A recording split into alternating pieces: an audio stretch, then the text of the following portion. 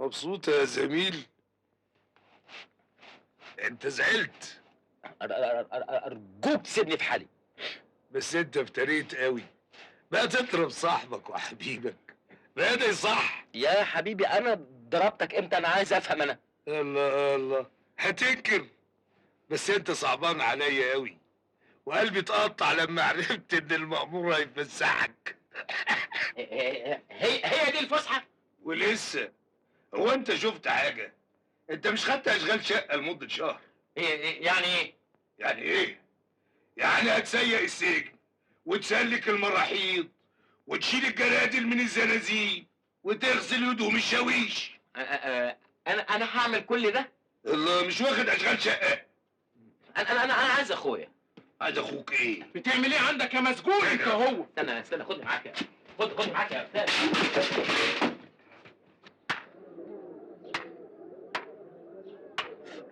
اي في ايه؟ انا اتعورت يا معلم. امال عامل لي حدوقه ليه؟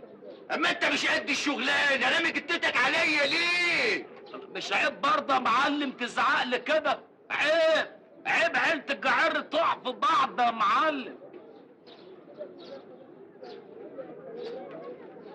اتفضل يا معلم. جبت هات كل الطلبات، وقفت على ايد الفرارج بنفسي لحد ما انضف الحمام، ونقيت الملوخيه عود عود. حلو، اجري بقى طلعها من الغندوره وقول لها تجهز الغدا. حاضر يا معلم. استنى اضرح فين؟ ما تصحش يا معلم. وايه اللي ما يصحش؟ ما تصحش برضه الغندوره مراتك تنكشف على واد بغل وغريب زي ده. طب ما هي طول عمرها بتنكشف عليه. بس انا ما كنتش موجود، النهارده لحمك ودمك موجود، ممكن تستأمنوا على بيتك ومراتك. انا هطلع الحاجه ابوها الحاج عظمه، اوعى لا اديك في خلقتك.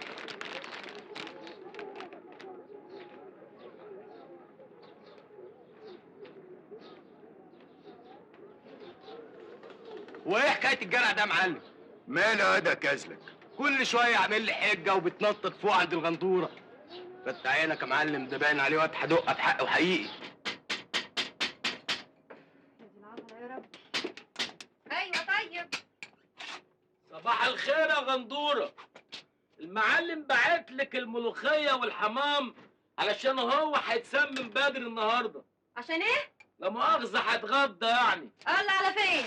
هدخلهم لك جوه. لا ممنوع، المعلم منبه عليا محدش يهوب البيت وهو مش هنا. وانا حد برضه غندوره؟ ده انا من لحمه ودمه. وبعدها لك بقى يا حدقه، ما انت عارف طبع المعلم عظمه يا اخي. انت هتقولي لي على المعلم عظمه؟ عليا النعمه يا غندوره، كفر المعيز ما طلعت اتنين زي المعلم عظمه ده. قولي لي بقى يا غندوره، نعمين يا اخويا. انتوا مستريحين على السرير ده؟ قصدك ايه؟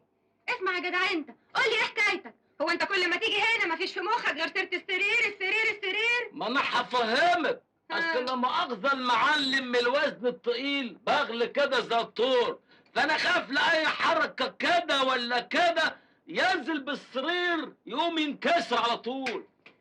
بقول لك ايه، انت مش ناوي تهويني بقى؟ عايز انزل. هتروحي فين؟ عند امي، ولا عندك منع في دي كمان؟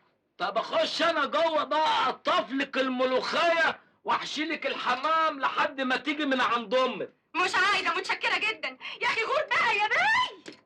هتروحي عند امك يا غندوره؟ ايوه يا اخويا.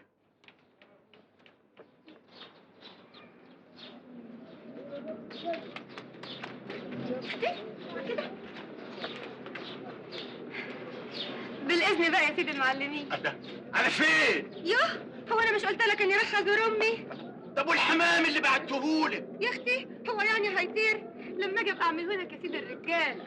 طيب ما تتاخريش. عينيا. يا معلم ايه يا واد ما تنطق؟ عايز اعمل زي الناس. طب ما الناس في حالها.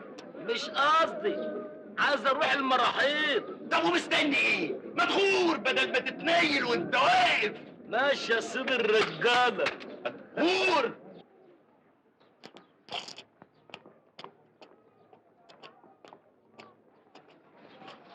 بص يا معلم، بص شوف. ابص اشوف ايه يا واد؟ ست الغندوره داخله تسحب على البيت. وايه اللي رجعها؟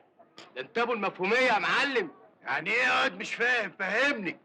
الواد حدقه دخل البيت، وبعد شويه الست الغندوره دخلت وراه. يعني ايه؟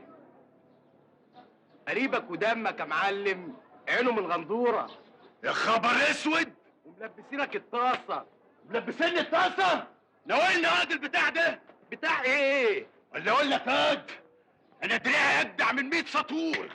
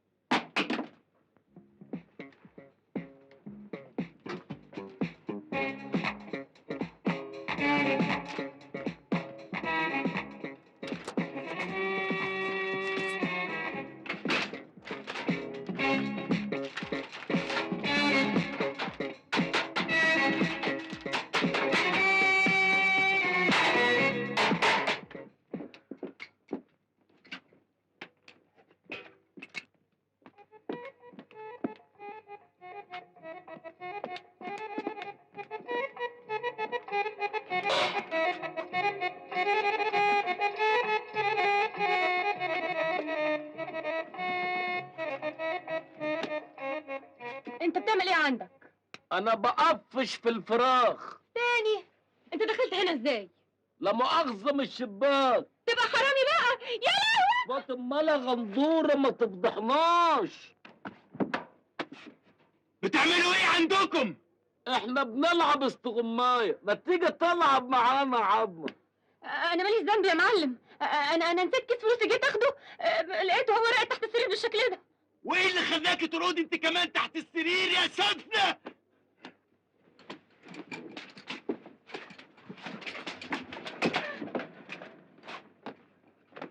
عارف انت يا عظمة لو تروق بالك وتلعب معانا استغماية؟ ايه رأيك بقى انك انت اجدع واحد في كفر المعيز؟